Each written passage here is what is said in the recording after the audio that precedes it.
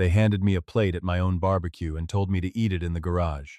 My daughter looked me dead in the eye and said, "Dad, Craig's parents are here. Just keep a low profile tonight, okay? You're kind of a lot." I didn't argue. I picked up my plate, walked to the garage, and sat down on a paint bucket next to my own lawnmower. 4 months later, she was the one standing outside in the rain, and I was the one who got to decide whether the door opened.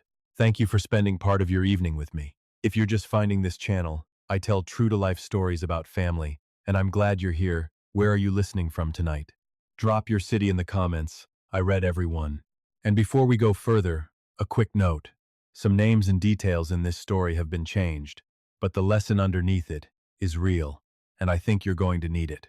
I built that garage with my own 2 hands in the summer of 1987. My name is Robert Callahan, 66 years old, and I spent 31 years as a union electrician out of Local 46 in Columbus, Ohio, before my knees told me it was time to stop climbing ladders.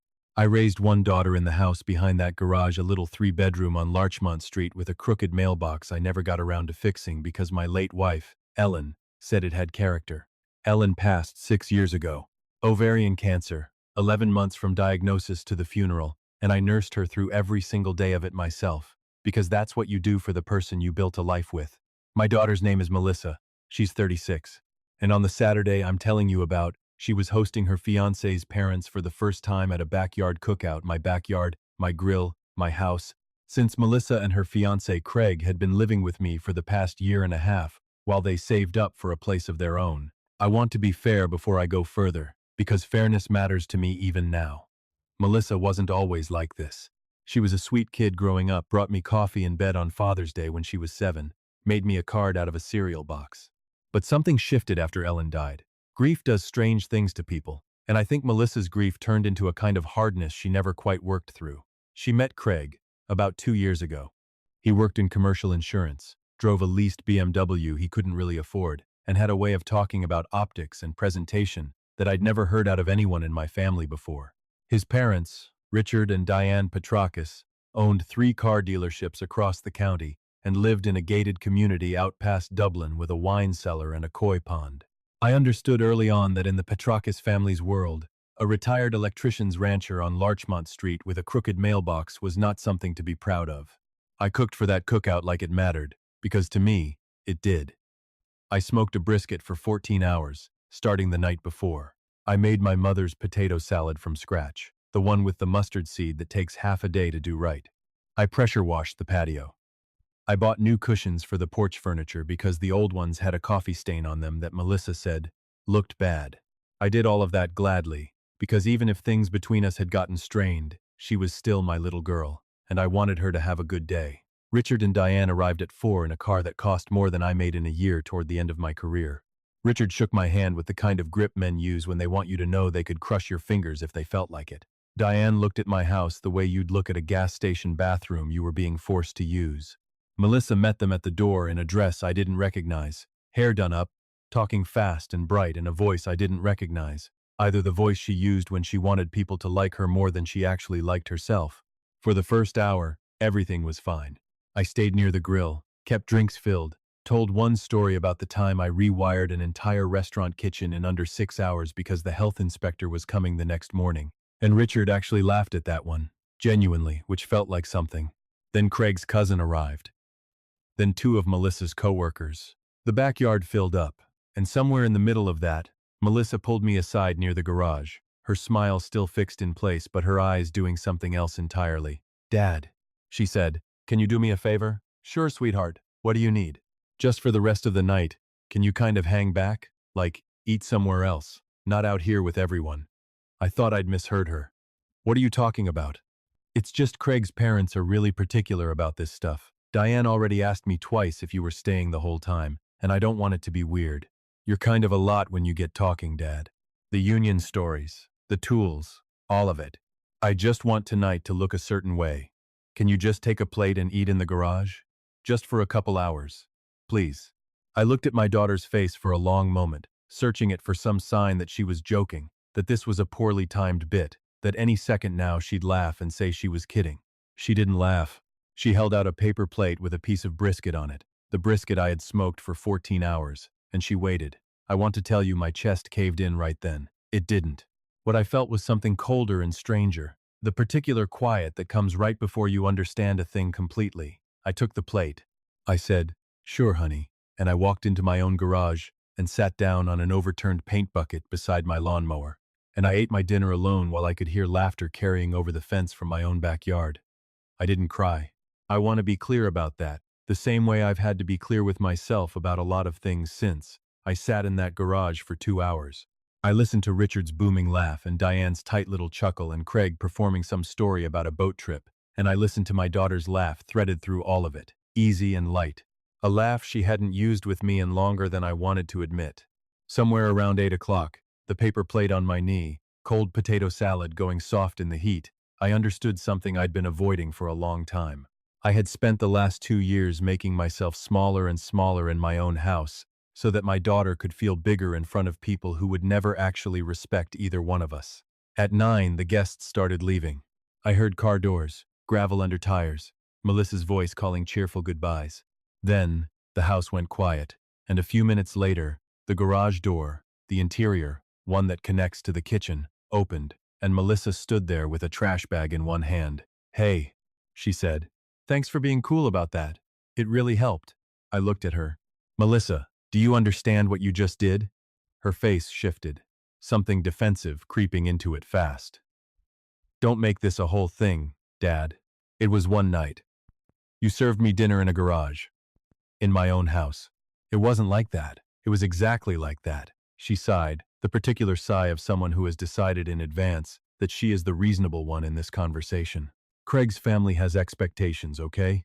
Diane's whole thing is presentation. I need this to go well. His parents are helping pay for the wedding, and honestly, Dad, if you just meet them halfway instead of always making everything about you."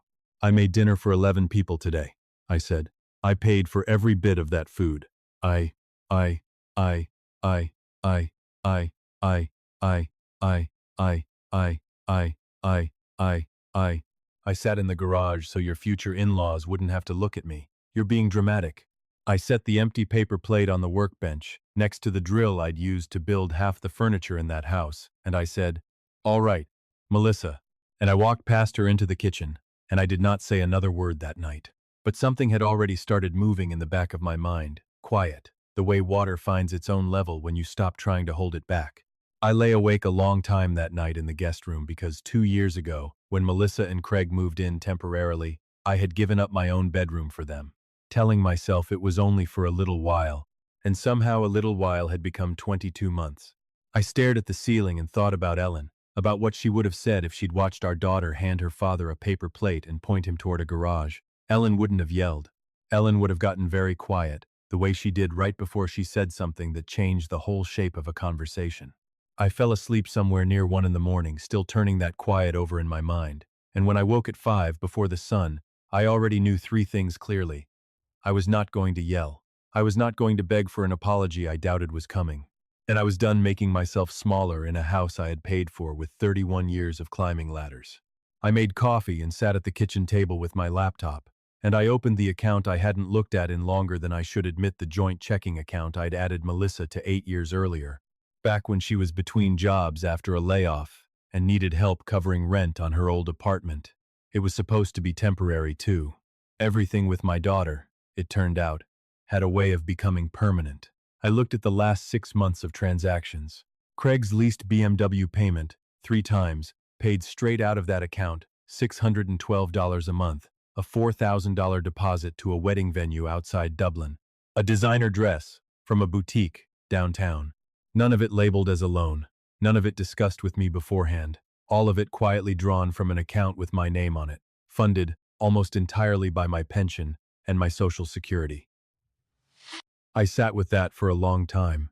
Then I opened the bank's app properly, found the account settings, and removed Melissa as an authorized user. A message appeared. Authorized user removed. Cardholder will be notified. I closed the laptop and drank my coffee and watched the sun come up over the backyard where, 12 hours earlier, I had eaten dinner alone in a garage. Craig came downstairs first that morning around 9, in gym shorts and a t-shirt with some fraternity letters on it, And he nodded at me the way you'd nod at a neighbor whose name you never bothered learning. Morning, Bob. He said. He called me Bob. Never Mr. Callahan, never Robert. Always the flattest, most forgettable version of my name he could manage, and he poured himself coffee and scrolled through his phone at the counter. Then, his face changed. He tapped the screen again, frowned, tapped it a third time. Hey, he said, not looking up. My card just got declined at the gas station app. Weird glitch, I guess.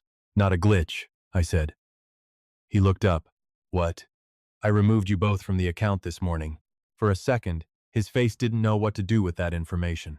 Then something harder slid into place behind his eyes, something I hadn't seen from him before, and I understood in that moment that the pleasant, forgettable version of Craig I'd been dealing with for 2 years was a performance, same as Melissa's bright dinner party voice, and underneath it was somebody used to getting exact, he said carefully.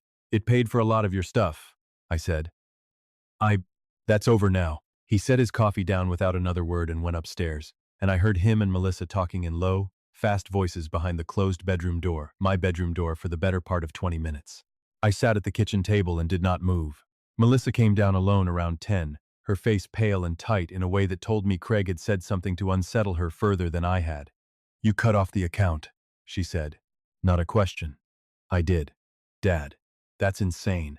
The venue deposit, there's a payment due next week for the caterer. You can't just... I can, I said. It's my name on that account. It's my money in it. I never agreed to fund your wedding. You never said no. You never asked. That landed somewhere. I watched it land. For just a second, something honest crossed her face, not quite guilt, but something adjacent to it, something that recognized the accuracy of what I'd said. Then it closed back over, the way a wound closes over, before it's actually healed, and she said, This is because of last night, isn't it? You're punishing me over one dinner. No, I said. I'm done funding a life I'm not invited to be part of. She didn't have an answer for that. She turned and went back upstairs, and I heard the bedroom door close, softer this time, and I sat alone in my kitchen and felt something I hadn't expected to feel yet, on only the second day of all this. A kind of clarity, sharp and clean, like stepping outside on a cold morning before the world has had a chance to soften anything. That afternoon I called my brother-in-law, Gary Bellinger, Ellen's younger brother, who'd retired from the fire department 3 years back and lived alone since his own divorce, in a cabin he'd bought up near Hocking Hills. Gary and I had known each other 38 years, since I started dating Ellen in my 20s, and there was nobody left alive who understood me faster or asked fewer unnecessary questions. Bobby, he said when he picked up, you sound off. I told him about the cookout. I told him about the garage, the paper plate, the account. Gary listened without interrupting. The particular silent listening of a man who'd spent 3 decades pulling people out of burning buildings, and had learned that most of the time, the person talking just needs to get it all the way out before they need anything else from you. That girl, he said finally, and stopped there, like the rest of the sentence wasn't worth finishing. Yeah, I said. Bobby, I've been meaning to bring something up with you for a while now, and I think this is the day to do it. His voice shifted, got more careful. A. You remember that property I mentioned back in the spring, the cabin 2 lots down from mine, the Hendersons' place? They're retiring to Florida, want to sell fast, want cash. I remembered. He'd brought it up over beers on his porch back in April, and I'd half listened the way you half listen to something that feels like it belongs to a different version of your life than the one you're currently living. It's still on the market, Gary said. And Bobby, I think you ought to come see it. Not next month. Tomorrow.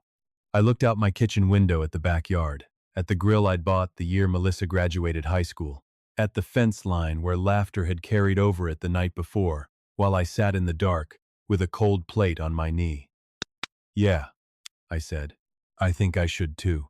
I drove up to Hocking Hills the next morning, a Saturday, the 50-minute drive down 33 past fields going gold at the edges with early autumn. Gary met me at the turnoff in his truck and led me the rest of the way up a gravel road that wound through hardwood forest, thick enough that the light came down through it in patches instead of sheets. The cabin sat on a rise above a narrow creek, 2 bedrooms, a wraparound porch, a stone chimney the Hendersons had built themselves 40 years earlier. Gary let me walk through it alone while he waited outside, and I stood in the front room with morning light falling through windows that looked out on nothing but trees and creek and sky, and I felt something in my chest I didn't have a clean word for. Not happiness, exactly. something older and steadier than happiness. The feeling of a place recognizing you before you've fully recognized it back. Gary came in eventually and stood beside me at the window without saying anything for a while. "Well," he said finally. "Yeah," I said. "You don't gotta decide today, Bobby." "I know." I looked around the room once more, the stone chimney, the wide plank floors, the creek moving silver through the trees below. "I'm deciding today anyway." The asking price was $198,000. I had $267,000 sitting in a savings account. I'd built slowly, over 31 years of overtime, pay, and careful living. Money. Melissa didn't know existed, because it had simply never come up, and because some part of me, I think, had always understood that if she knew about it, it would become a conversation I didn't want to have. I called the listing agent from Gary's porch that same afternoon. Her name was Patricia Monroe, a straightforward woman in her 50s, who didn't waste words. And when I told her I wanted to make a cash offer at full asking price, with a fast close, she went quiet for a second and then said, "Well, Mr. Callahan, that's the easiest phone call I've had all year." Before I left the mountains that day, I texted my nephew, Ellen's brother's son. No, wait, my actual family, my sister's boy, Tyler, 20 years old, working part-time at an auto parts store and taking classes at Columbus State, the only one in the family besides Gary who still called me just to talk. "Can you come by the house this week? Need to tell you something." His reply came back within minutes. "Of course, Uncle Bob. Everything okay?" I looked at that question a long moment before I answered. "It's going to be," I typed back. Monday morning, I sat across from my attorney, a sharp, unhurried man named Harold Weiss who'd handled Ellen's estate 6 years earlier, and had never once in that whole ordeal made me feel rushed or stupid for asking a question twice. His office smelled like real coffee, ground fresh every morning on a little machine behind his desk, and he poured me a cup before I'd even finished sitting down. "You sounded serious on the phone," he said. "I am," I said, and I told him everything. The cookout, the garage, the paper plate, the joint account, the cabin in Hocking Hills, the $267,000. I told him the house on Larchmont had been mine alone since 1985, 2 years before I married Ellen, and that her name had never gone on the deed because we'd talked about it once, early on, and she'd said it didn't matter, that it was our home regardless of what the paperwork said. Harold made 2 small notes on a legal pad and set his pen down. "The house is unambiguously separate property," he said. "Purchased before the marriage, never retitled. Melissa has no legal claim to it whatsoever. You don't need her knowledge, her permission, or her signature to sell it." Something loosened in my chest hearing that said out loud by someone whose job it was to be precise about such things. "I want to sell it," I said. "Full market value.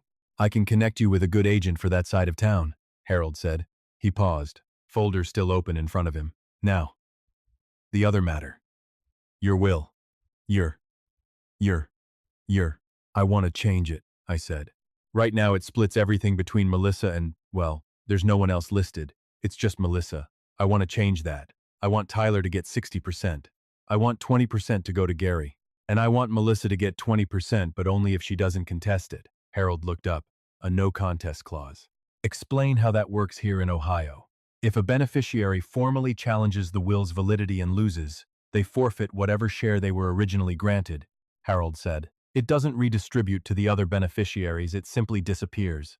It's a strong deterrent, provided you're of sound mind and the will is properly executed, which, Robert, you very clearly are." "Good," I said. "Draft it." We spent the next half hour going through paperwork, deed transfer authorization for the listing, the will amendment, and, at Harold's suggestion, a formal revocation of the old healthcare power of attorney I'd given Melissa 5 years earlier, back when I had a minor heart scare and wanted someone local designated in case anything happened fast. "I'd also suggest," Harold said, sliding a document across the desk, "contacting your bank and your insurance carrier directly this week, just to confirm nothing's been altered under that authorization that you're not aware of. It's a formality in most cases, but formalities exist for a reason." I thought about that on the drive home, and something about the way Harold had said it carefully, almost too casually, sat with me longer than it should have. I called my insurance company 2 days later, on a Wednesday, mostly because Harold's comment had lodged itself somewhere I couldn't shake. I gave the representative my policy number, explained I wanted to confirm the current beneficiary designation on my life insurance. a $250,000 policy I'd carried since Melissa was 9 years old.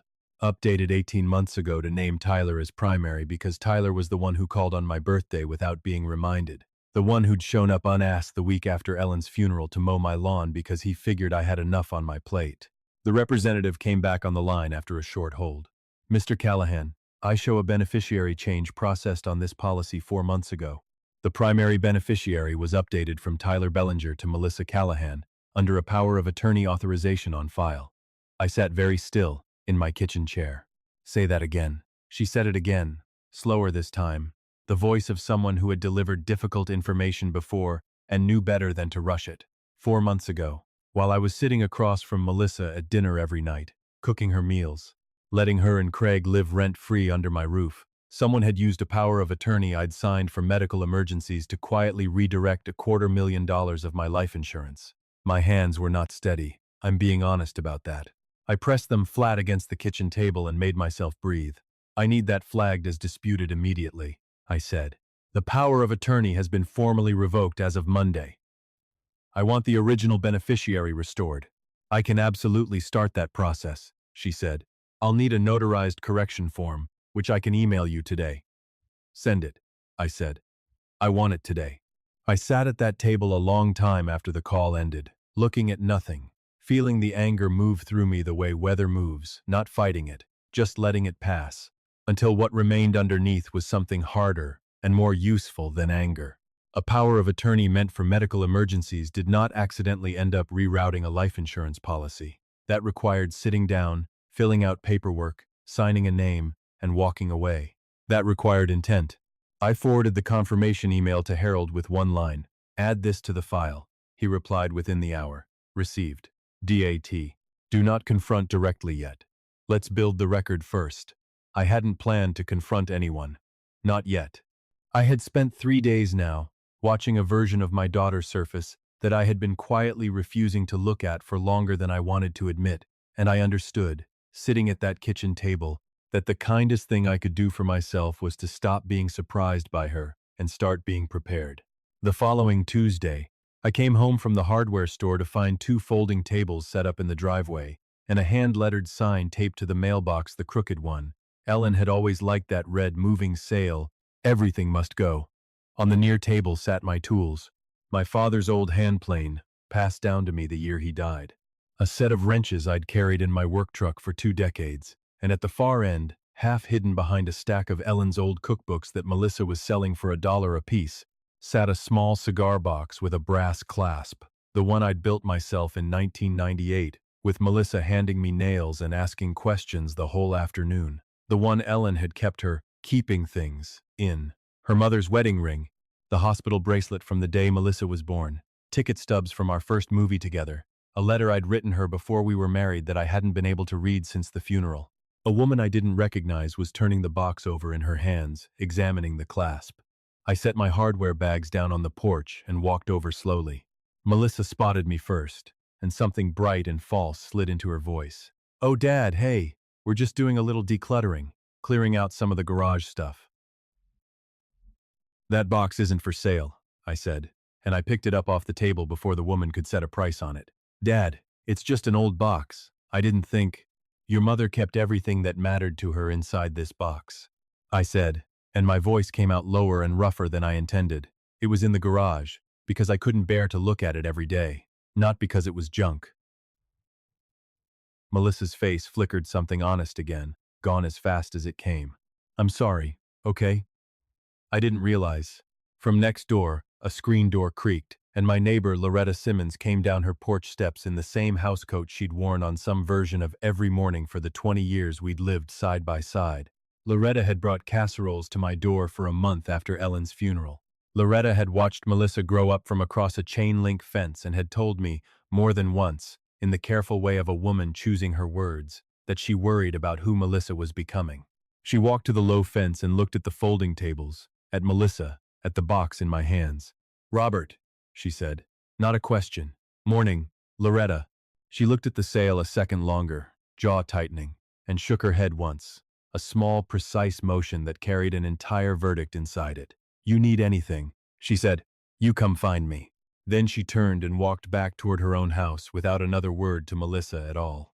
I carried the box inside, down the hall, into the guest room where I'd been sleeping, and I set it on the dresser, and I stood there with my hand resting on the lid for a long moment before I trusted myself to walk back outside.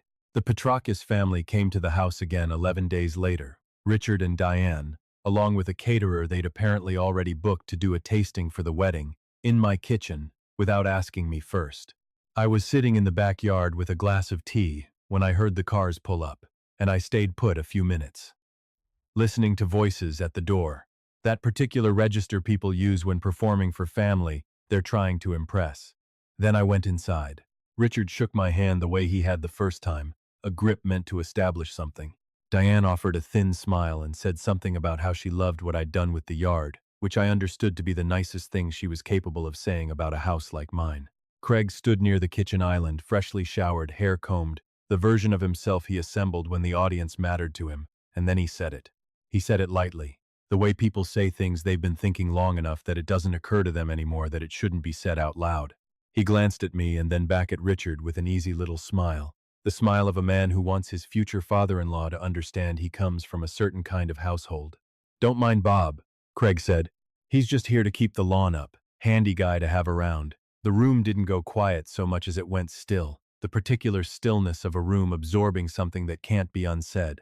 Diane looked at her tasting menu. Richard looked at me, something recalibrating behind his eyes. Melissa looked at the floor.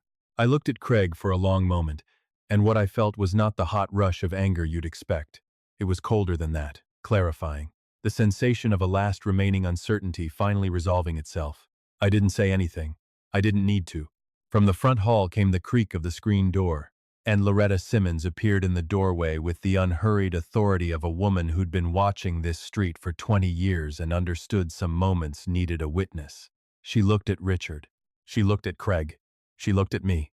"That man," she said, and her voice carried the weight of someone who'd already decided exactly what needed saying and intended to say it without decoration, "wired half the houses on this street for free when people couldn't afford the electrician's rate.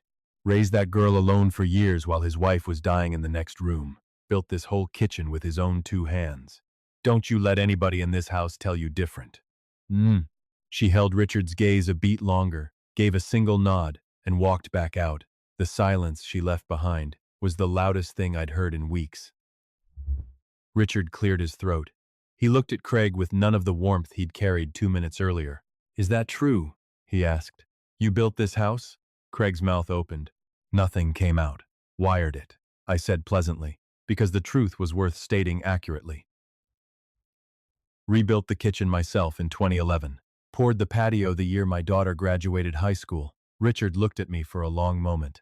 "That's real work," he said quietly, and something in the way he said it told me the tasting appointment was going to be a great deal shorter than planned. That night, after the Petrakis family left early and Craig and Melissa retreated upstairs with the tight, pressurized silence of 2 people who had a great deal to say to each other and were waiting to be alone to say it, my phone rang. It was my sister, Melissa's Aunt Pam, who I hadn't heard from directly in months. "Bobby," she said, her voice careful. "Melissa called me tonight. She's upset. I imagine she is." A pause. "I was at that cookout, Bobby. I saw the plate. I saw the garage. I didn't say anything, and that was wrong of me. And I'm sorry. Not sorry for her. Sorry for me."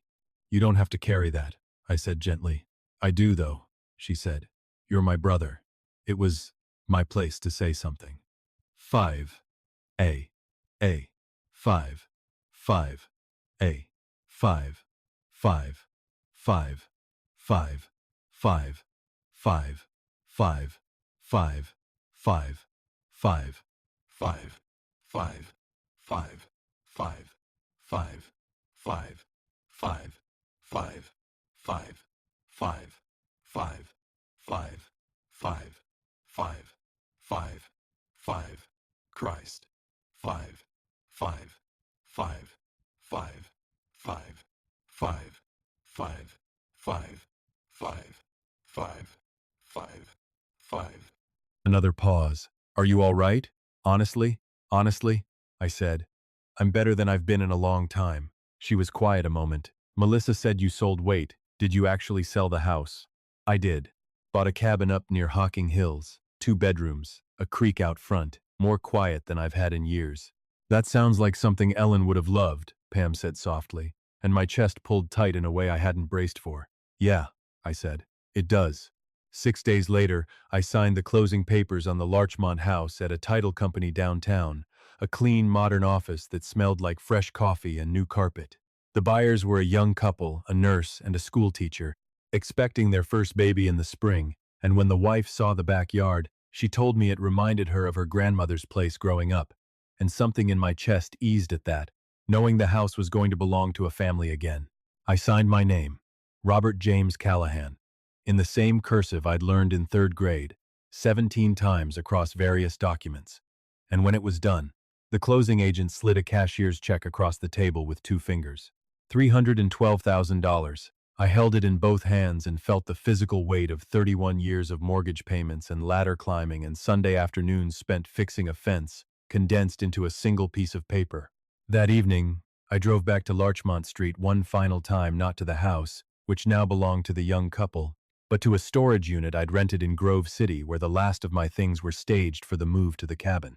I texted Melissa and Craig, who by then had moved into a short-term rental across town, the same message I'd been rehearsing in my head for days. I need to see you both tomorrow evening.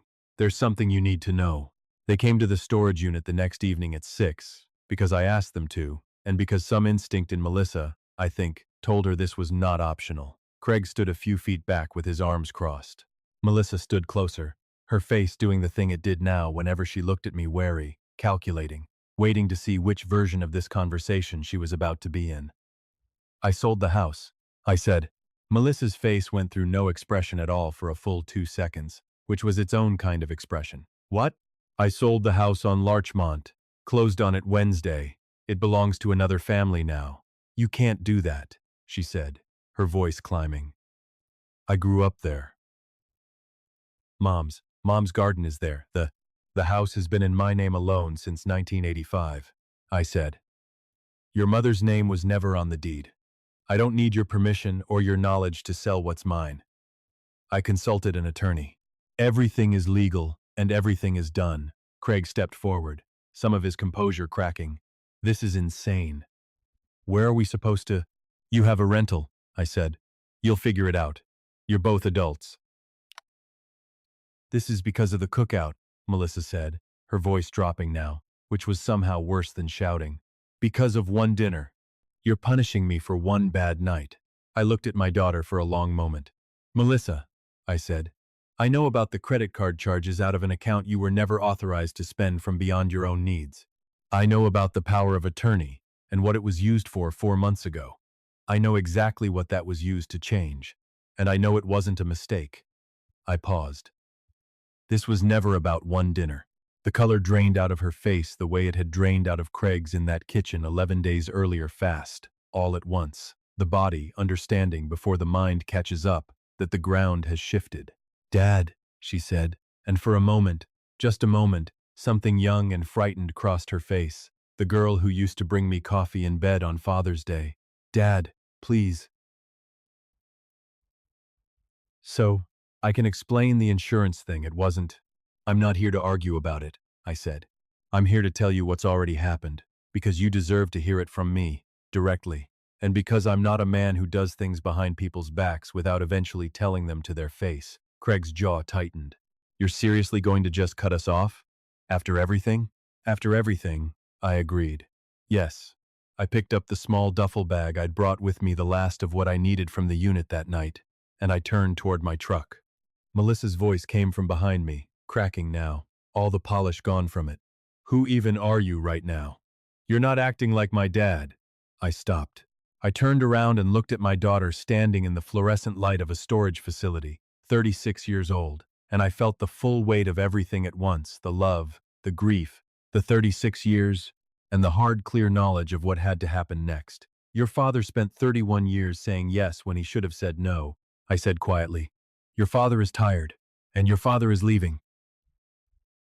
I drove the 50 minutes up to Hocking Hills that night with the windows cracked and the radio tuned to a station playing old country I hadn't listened to since Ellen was alive, since we used to drive out to Amish country on Sunday mornings just to look at the fields.